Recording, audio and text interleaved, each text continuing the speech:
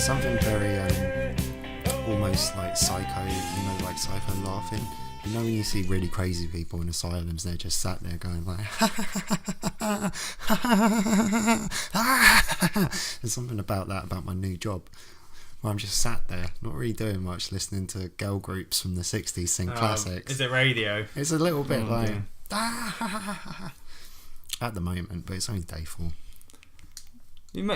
People always get really confused when there was a story in the press and it was about this guy and he lured his ex-wife and his daughter outside like some sports centre and got a shotgun and shot them. Yeah. And the coroner was like, he was extra meticulous because you had to reload this after every shot. So he shot his wife and then reloaded and shot the child, shot his daughter and then reloaded and shot himself in the head. You read the quotes and everyone's like, what an arsehole, what a bastard. They've been together for 16 years and blah, blah, blah. Like, how could this happen? And you're like, well, you can kind of understand how people could flip out. Can you imagine you spend 16 years of your life going to work every day, having a really shit life, and then but you get your life sorted. Like, at least you got somewhere to live, you got your family, you don't like your wife much, but you got your kids and you got everything together. And then one day she's just like, you know what? I can't stand you anymore. Can you leave? And it's like, you go outside and after 16 years, you've got nothing. Because you have to leave everything you've built up for 16 years behind. And she gets the kids, she'll get the house, she'll get everything. And they're like, why did this guy flip out? I think he should have turned that frown upside down. It sounded like he could go out and just have fun. But he wrote this dossier. It was like 16 pages long about what he was going to do, and it was called a manifesto. Revenge is a dish best served cold, and he had it on like a USB stick on him, just so everyone knew that he was like, yeah, she's not getting away with it. Yeah, I'm not mad. Here are my reasons in bullet points, in italics. Yeah, I don't want anyone ever to think that I was crazy. I've got a really good reasons. I'm about to list them out. She never did the washing up. I think you're fine. This is the most grammatically and perfectly spelled manifesto you've ever read in your life. I'm really, really with it. But it does make you think that if you found a nutter on the street, a really quirky person, and you asked them to write a manifesto like that, it would be gibberish. You wouldn't be able to read it. So this person can use spell check, they can operate a computer, they can use USB sticks and put it in their pockets. I bet he's got word templates and shit with his address in the top right hand corner, just when he presses a button. The general public would put it in their back of their head. Oh, he was mad. No, he wasn't mad. He seems like he was very switched on. Yeah. He planned it down to a T. It was calculated. And murder isn't something easy to do. You can't just be like, right, I'm going to murder Scott now. Right, I've got armed with a can of beer. No, it's not. Good luck, motherfucker. I need to go for a pee. I don't know. Stop looking for weapons to kill me. Yeah, that's a bit heftier. Yeah, that would do it. It's believed he turned the gun on himself and that his 2 victims were women. This afternoon, 2 members of staff were allowed near to the scene for a moment of reflection. The shooting, which is being described as a tragic family incident, has shocked this small Lincolnshire town. Well, I'm just shocked. I can't say any other word for it. It's unbelievable, really. Shocking. The world's going crazy. Yeah, as I say, that's just paracetamol that I spat out. Where? Oh, that? Mm. Why? You're gonna eat them, like crunch them. I remember he did it in The Shining. He had like a addiction to pills at the beginning. Yeah, in the book and the miniseries. Yeah. At the beginning when He he's likes going for the chewing interview. aspirin. Yeah, he likes to feel that it's like really chalky and grainy, but then it gives him like Yeah. hit like Just because he wasn't drinking anymore, he just needed something to take the edge off. No, I just had the most severe fucking toothache. Oh right. And it was one of them where it was Sunday, it hit me Sunday, the day before I start my new job, and I was literally sat here like just for hours on the couch, like trying to zen my way through it. And then when it came to paracetamol time, I was like, right, I'm just gonna chew one. And I started chewing it, and then had a bit of a gag and Was that just now? no, it was like Monday Oh really? or Sunday night. You know when it's like, But it's not going down. Had you ever tried it before? Yeah, I've done it before. Oh, and it worked. Yeah, because you chew it and it gets instantly into the bit that's throbbing like a cunt. Oh. Well, I did wonder why he did it in The Shining, and I always thought about doing it. It does work. Joey Diaz always said, because he was terrible with his teeth, he used to keep one just in his tooth and let it dissolve, because it had a big hole in it and it killed, so he'd put the pill in it. Oh, lovely. So it's touching his gum and it would just release into it, kind of thing. That's not good. No, I'm going to Toxic the shock syndrome. dentist for the first time. I need to. But I haven't been since I was like 15 or 16. The last time my mum took me was the last time I went to the dentist. That was a long fucking time ago. Yeah. And I haven't been, and the missus had to sign up the boy. Ronnie needs one, and she was going to sign up, and she was like, "You're going to go," and I was like, "I don't want to," and she's like, "But I said to her, I don't want to, but actually it is something I need to do. Yeah. So you have to make me go. Yeah. But I'm not going to want to go. I'm going to make excuses and try and get out of it because it's been 15 fucking years and I know this. I've got some broken ones. I've got some cracks. Yeah, me too. I've got some worries. Yeah. Like I hate that bit where a bit of tooth just appears in my mouth sometimes. I'm like, Yeah. oh, I'm Oh, like, dear. that's crunchy. What is that? And then you're like, and you take it out and you're like, yeah, and you look it on the internet, it might be lime scale, the build up, or a bit of tartar, and it's like, no, that was a bit of my fucking tooth. That's just tough. Smells. Yeah, because that will never grow back. yeah. So she told me, it's 20 quid.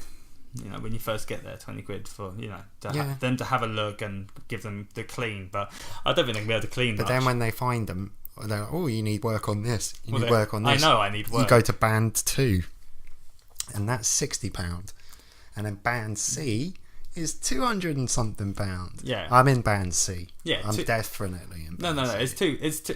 The NHS. That was cracked. If it's an NHS one, it's a maximum of 250 quid for the work. Yeah. So 250 quid to have all my teeth fixed doesn't seem that bad. I thought it was going to be No. more. Technically, I thought it was going to be thousands. It's good, unless you don't have £250. Yeah. Of course. And you don't exactly feel like saving up for it. No, it's not something. Oh, let me. Oh, I've just come into some money. What should I do PS4? with it? Dentist.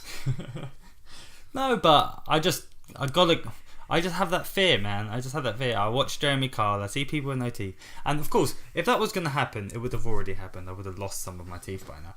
But what happens if the front ones go, and I'm one of those people with no front teeth? Yeah, you don't want to be that. I don't want to be that dude. At least when I smile, yeah. it looks alright. Yeah. Yeah. Oh god, your ones are really bad. Uh-huh. Do you brush your teeth twice a day? No, once a day. In the mornings? Yeah. Fuck, your ones are terrible. Yeah. My ones I'm are petrified. bad. My ones are bad, but they're not black. I'm petrified. I haven't got black ones. Yeah. No. Look at that. That's a fill-in, you douche. Oh, you've had fillings? Yeah. Oh, you idiot. What do you mean, you idiot? You've never been, but you had fillings when you were 15. Last time I went to the dentist was about 10 years ago. So you were about 20? Yeah. Did your mum still make you go? Yeah. Yeah. Yeah, hilarious. And then they pulled out. Right, they said to me, do you want this one we could save with a root canal, or we can just pull it out? And I was like, I hear root canals are sore. Just pull it out. And then I read, like, that's the dumbest thing you can do. Because now there's nothing to stop the other one on the other side growing inwards and blah, blah, blah. So, yeah, I can already feel it. It's going the wrong way. And it's bad. And now I've got this one that's practically eviscerated. There's nothing left, really. And that's the one, it's starting to get into my gut.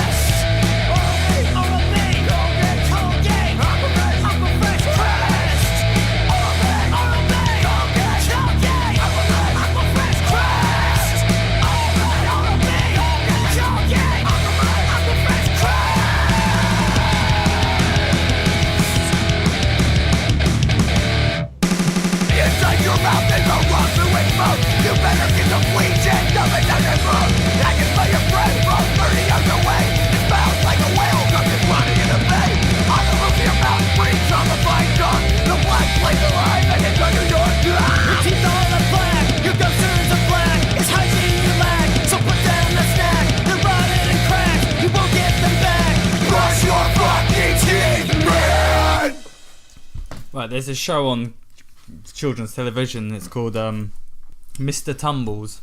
I don't know if you've ever heard of it. Yes. Right, so Mr. Tumbles, he's got a spotty bag and he's dressed as a clown and whatever. Now, I'm not sure whether this makes me a really, really evil person. It probably does.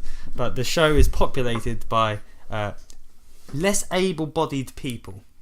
Every time he gets to the children come in, there's always something not right about them, Scott. They have a disability. And, people with disability, they're not funny, but sometimes they are a little bit. Like, there's this great bit in the show where, like, in order to say goodbye to him, you have to touch your nose 3 times, blink and touch your nose 3 times, and then go, bye-bye, Mr. Tumbles.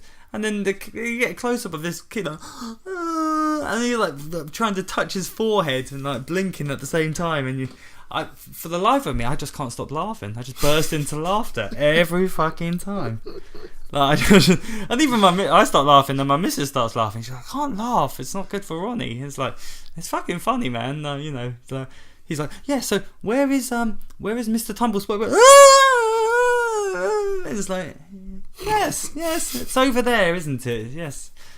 Good boy, Jimmy. You know what you're doing, mate. And I'm all for the disabled on television and stuff. But have you seen any of these Malteser adverts? Yeah, I don't like them. Have you seen the one that's on the internet that isn't on television? No, I'm not going to look at it. Okay, is it the redhead? I don't know what happened. I don't know. I can't remember. It all seems like a bad dream now. But my hand started wandering. Is it that one? No, just the woman. Go on. Right, look, there's one where this woman, and she's proper spazzy. Okay, some of them on the adverts are a bit deaf or blind, or they look like gimps. Stop using PC terms, you wimp. Yeah, she is proper, a bit spazzy, and she's like, I met this guy last night, and I brought him back to my house, and they're like, oh really? Tell us more. They're all normal, obviously, and tell us more. Yeah. So then, I was like touching him, and then my hand like got like down to the trousers, and it started touching down there. Like, oh no, you're so naughty. What happened next?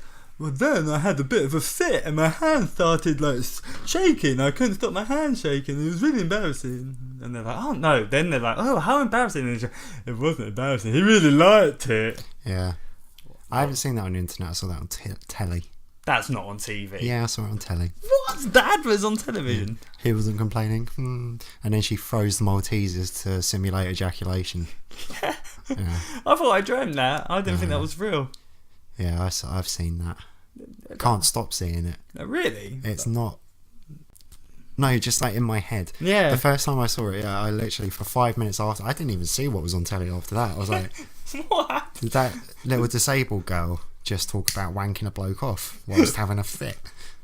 For Maltesers. Maltesers. Huh?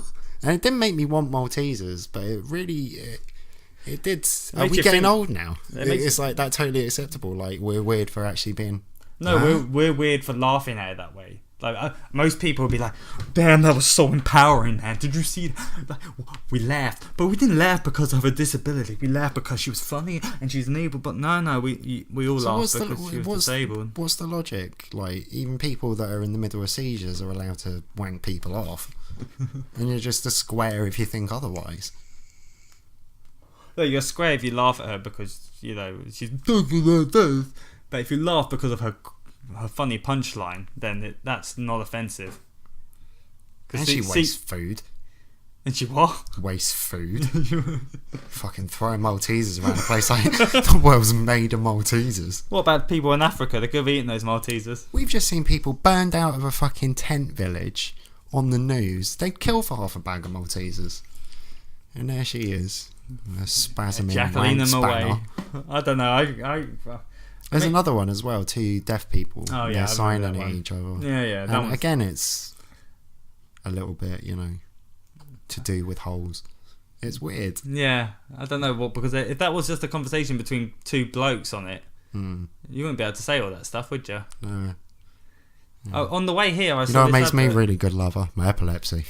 When I have a fit and I'm inside her, fucking hell. You know what really makes me a good lover? My rage. When I get angry, it's like punching her in the face. Like she just loves it. My hands may have been wandering slightly. Go on. And then I start having a spasm. No. Which he misinterprets. Oh, so awkward.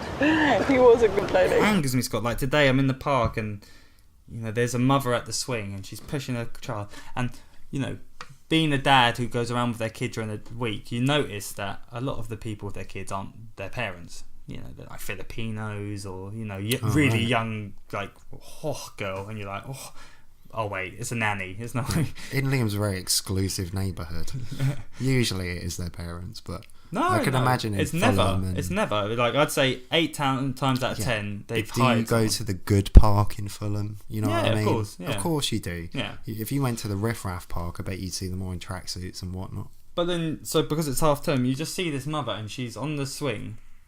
And lots of kids on the swing with their parents, and they're playing and they're having fun. This mother's pushing her son with one hand, and she's just on her phone with the other hand, pushing and pushing. And the kid isn't enjoying himself. All the other kids on all the swings are enjoying themselves because they're interacting with their parents. Their parents are like, wee, like, yeah, enjoy it. And they're like, yeah, they're having. This kid's just sitting there like, what we do? And I can tell what's going on in the kid's brain. The kid's thinking, where's my fucking phone? What? Give me the phone. Like, you're hogging it now. Like, I want to use it. And that parent, and I can it makes me a cunt, but I can read the situation so well. She's on her, she's had to take a week off work. She doesn't usually push her kid, because if she did, she'd enjoy it and be having a good time with her son at the playground, not wasting time. Like, you can tell the people, and they resent the fact that they've had to stop work so they can come to the fucking park for the day. And the weather was nice today and it was okay out. Like, and you think just, you go up to them and go like, what are you doing? Like, no, I don't feel like that at all. You feel like that because you're a parent now and you've got this insight like, and I've got this beautiful little kid and I want to raise him, I want to be there for him, and blah, blah, blah. They're not having kids for that reason. And that's why... Why? So why... This is interesting. Why are they having the kids then? Image thing? Legacy. They think that it's the thing to do. Like, imagine if I didn't have kids. It's not even something most people do you think it's entertain.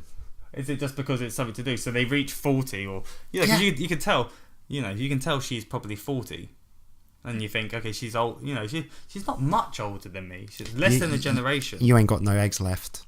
We better do this now. Yeah, or we're not. But I don't want to. Yeah, but we need one. Otherwise, we won't be able. What are we going to do when we're 50? We don't get invited to parties because we don't have one. Yeah. And they've all got them. I mean, for fuck's sake, we need one. We just need one. Don't worry, we'll have someone else look after it and we'll pay them.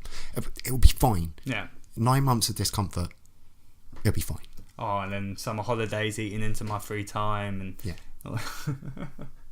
But to do what? To go to work? Like, are these people really enjoying their life so much? I don't know. They probably, if they were quizzed by a poll, they would say, they're really upset that they have to work all the time and they have to do the commute and they don't get enough time to spend at home. But really in the back of the head, they don't really want to be at home either. Yeah, but see, that's the thing. Like, the back of your head and the back of my head is caught up with the front of our heads because we're honest and we can... Well, we've done a lot of things to broaden our perspective, let's put it that way, so we can think many different ways. But imagine, you went to college. Imagine we didn't meet and you stayed on this weird thing. You met a Christian girl and she was teetotal and I met one, and we went down these separate paths that were very similar and boring and mundane, and then before you know it, you got a mortgage, you live in some place that ends in Shire. But then I guess they don't know any different, so it's no loss to them because they didn't know where they could be, and they probably will never, because they won't ever get only there. A shock to them when it's taken away from them and they think, where's my shotgun? So, stuff like that. I'm not in a position where shit like that can go wrong for me. No, shit's already too wrong. In order to, how could they, I'm gonna up my stake.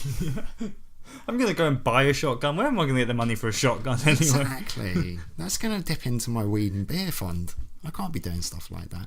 Fuck off the internet, I'm tired of circling. just apologists who love ignoring the reality of unarmed civilians executed publicly.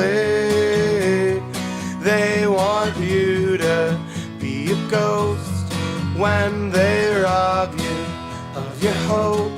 But you've got power when they're not expecting anything. Born as a data mine for targeted marketing, and no one will listen up till you become a hashtag or a meme. Hate's not a fad that dies with its virality. They want you to be a ghost when they rob you of your hope. But you've got power when they're not expecting anything. Rush to my phone because I don't want to feel alone. They forced us to grow into a world